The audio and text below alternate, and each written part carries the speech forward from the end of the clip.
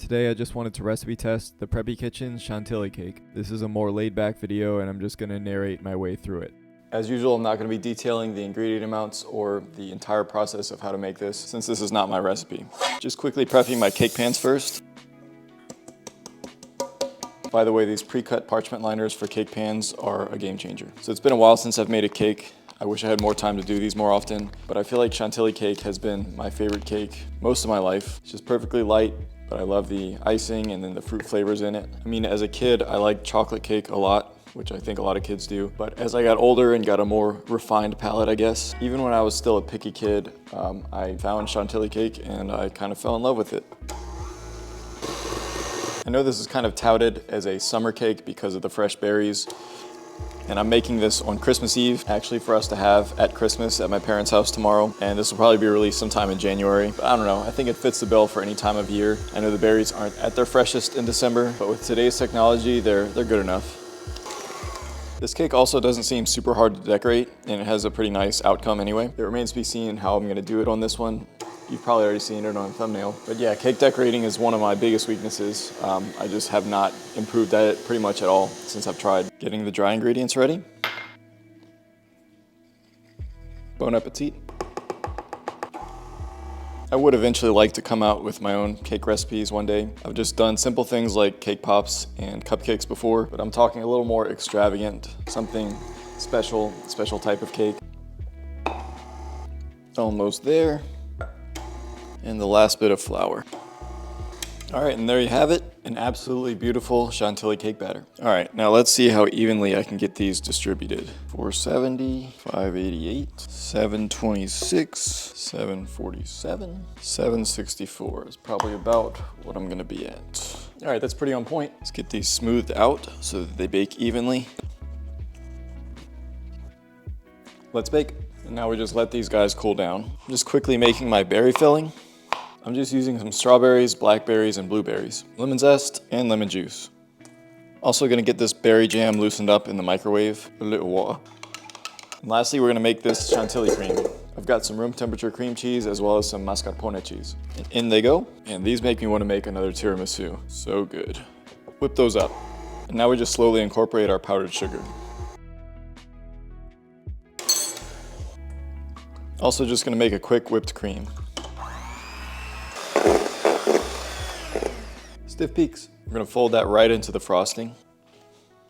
A super light and fluffy Chantilly frosting, my favorite. All right, now that my cakes have cooled, the first thing I need to do is level them off. They're a little bowed on the top.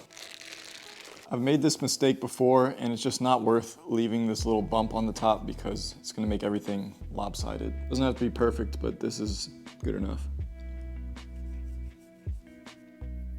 Okay, and then we also have to cut each of these cake layers in half to make 4 small cake layers.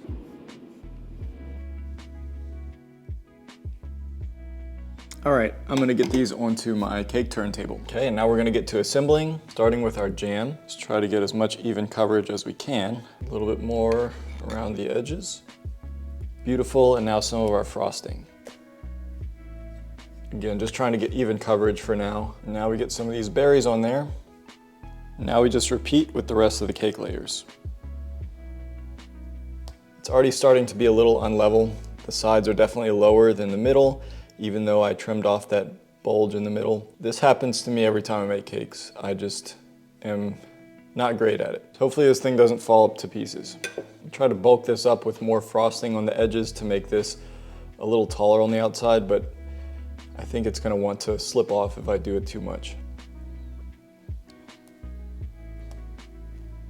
This is 100% your unemployed friend on a Tuesday. Last layer, just frosting on this one, and then we're gonna cover the whole cake.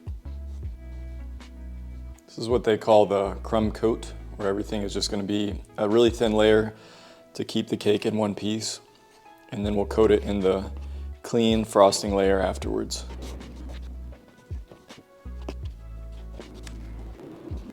Now I'm gonna attempt to add the final coat of frosting around the sides. I really don't know what I'm doing, honestly. Just trying to get a few piles on different spots so that my bench scraper can pick it up and go along the way. All right, let's see what happens. Getting some more coverage, but there's still crumbs peeking through, so I'm gonna add some more. See if adding it directly to the bench scraper will help.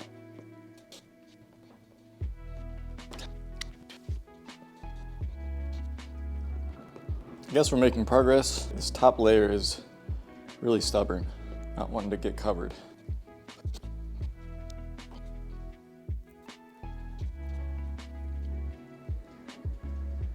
I don't know how people get completely smooth exteriors on their cakes other than them being wizards, but I'm gonna call this good enough. All right, I put the rest of the frosting in a piping bag, so I'm gonna finish up by putting some little pops on the top of this cake. Hopefully I don't ruin it.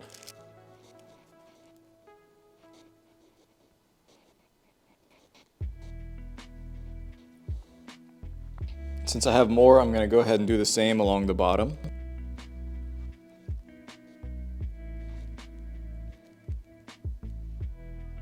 Not perfect by any means, but who amongst us is? I kept back some of my best looking berries, so I'm just gonna top the cake with these.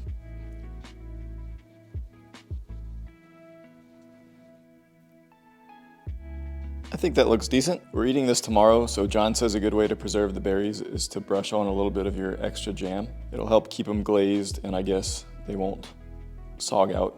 There's our finished Chantilly cake. I don't know if this is gonna fit, but we need to chill this in the fridge. Oh, it's just too big because of the berries. Guess I should have waited to put the berries on before I was gonna serve it. I don't know how bad it's gonna be that I can't seal this, but I hope covering it this much is gonna help it not to dry out. We'll see. And after a few hours, it's nice and cooled down. That top definitely pressed the berries into the cake a bit, but it didn't ruin it. Let's see if we can't nab a slice of this.